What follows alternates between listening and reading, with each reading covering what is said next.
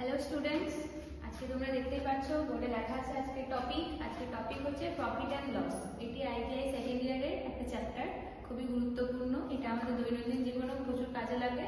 যখন আমরা হাটে বাজারে বা কোথাও যাই তখন আমাদের প্রফিট অ্যান্ড লসের বিচার করতেই হয়।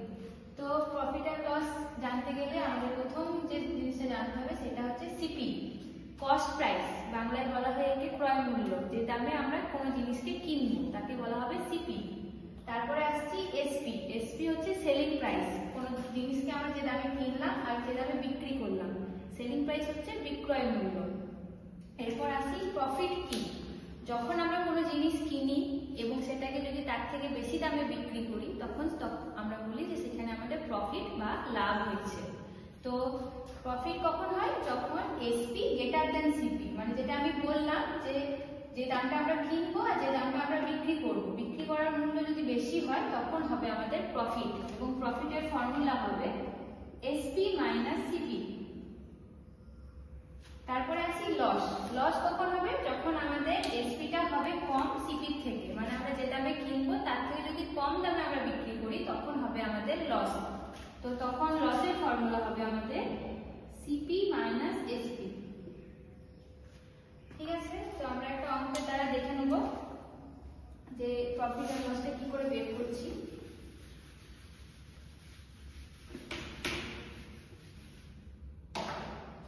তোমাদের অ্যাসাইনমেন্টের প্রথম অঙ্কতেই আছে যে find the cost price if the product is sold at rupees 572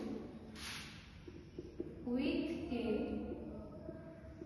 profit of 72।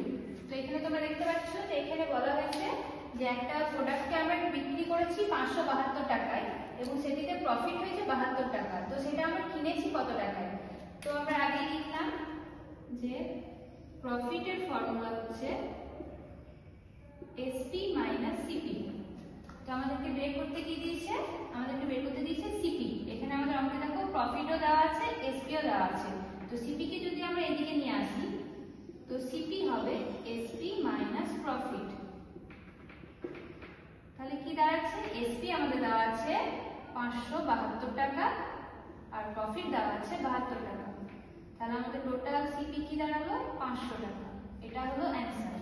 এভাবে আমরা যদি প্রফিট বা এসপি দেওয়া থাকে তো সেখান থেকে আমরা সিপিটা খুবই ভালোভাবে বের করতে পারবো। এবার যদি বলে যে আমরা এই দামে কিনেছি এবং এই দামে বিক্রি করেছি, তো এখানে আমাদের প্রফিটের পার্সেন্টেজটা কি করে বের করব? মানে 100 টাকায় আমাদের প্রফিটটা কত হলো? তো সেক্ষেত্রে আমাদের প্রফিট পার্সেন্টেজের ফর্মুলা হবে প্রফিট পার্সেন্টেজ হচ্ছে সেম প্রফিটটা রইল,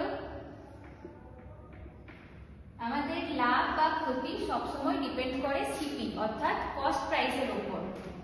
তাই প্রফিট পার্সেন্টেজের ফর্মুলা হবে SP minus CP by CP into 100। এটা হচ্ছে প্রফিট পার্সেন্টেজ। এবার দেখো প্রফিটটা কত বেরোলো আমাদের?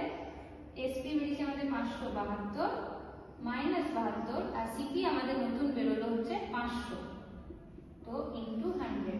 তাহলে কত দাঁড়ালো? সরি, সিপি ছিল 500, তাহলে হচ্ছে 72 বাই 500 ইনটু 100। কাটাকুটো করলে বেরোবে